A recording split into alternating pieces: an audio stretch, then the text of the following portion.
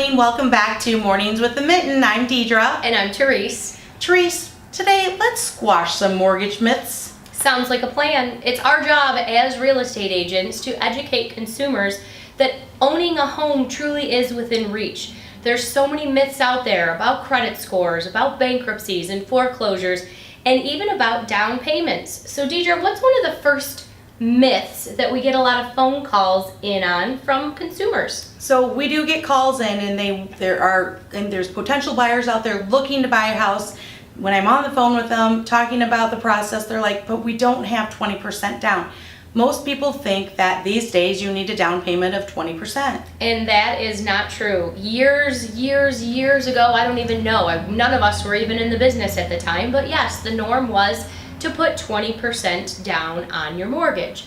Now don't get me wrong, those folks who have 20% for a down payment are in a really good situation, because if you do put 20% down, you don't have to pay what's called private mortgage insurance every month.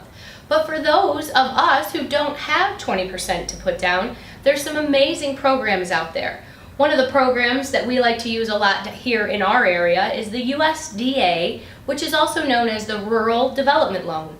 That's actually a 0% down loan.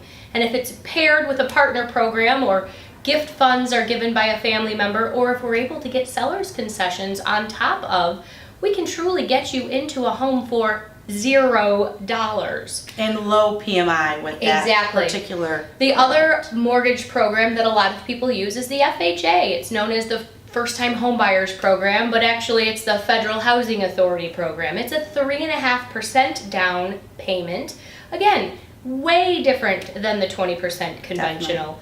Definitely. VA buyers, as you know, we did a series on that a few weeks ago. You have the option of putting 0% down as well. And then the conventional program, which, like I said, used to be the norm of 20%. There's conventional loans out there right now for as low as 3% down. So please, if you don't have 20% saved up to put down on a house, reach out to a real estate or mortgage professional to just find out what your options are. Or call us. We'll be happy to direct you. Yep. What's another myth? Another myth is credit scores. Okay. Again, a lot of buyers think, oh, I don't think that we'll be able to look at buying a house this year because our credit score really isn't where we think it should be. So that's true. A lot of people think that they have to have good credit in order to purchase a home. However, norm in conventional lending, you have to have a 620 or higher, which is a moderate credit score. There are a lot of lenders that have created a lot of programs for those with a little less desirable credit score.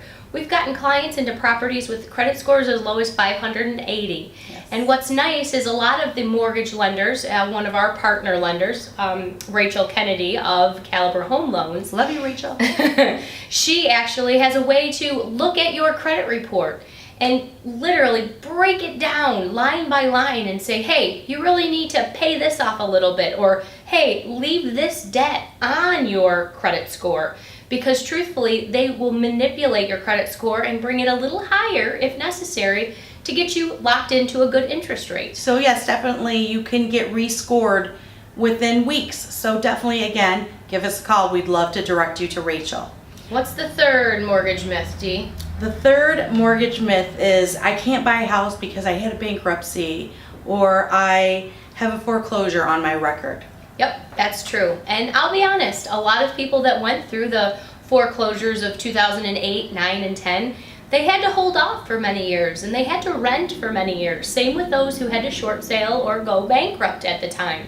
Now, that's kind of different. Those are situations where you really need to talk to the lender, because foreclosures are different, short sales are different, and there are different types of bankruptcies out there as well.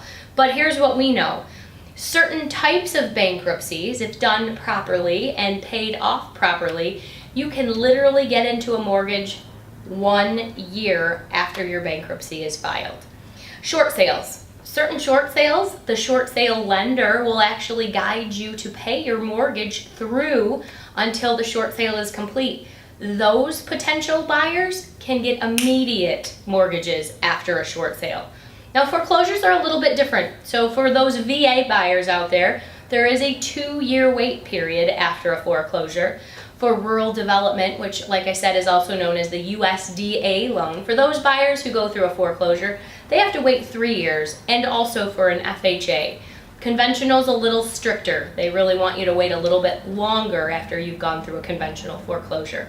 But again, totally attainable. Like I said, immediate on short sales, 1 year on particular bankruptcies, and between 2 and 3 years on foreclosures. Not a long wait time at all, and most of those times you're going to use those years to rent and build your credit score back up. So Definitely. I think you did good. Yeah, I think so too. And I always say you don't know what you don't know. And we are here to try to help get you to know, get you in the know, and possibly get you into your forever home. So pick up the phone and call us. Yes. We'd be happy to answer any questions, to squash any myths, and to help you obtain the goal of homeownership. Yes, well again, thank you again for joining us. We look forward to seeing you next week, and make it a great rest of the week. Bye-bye.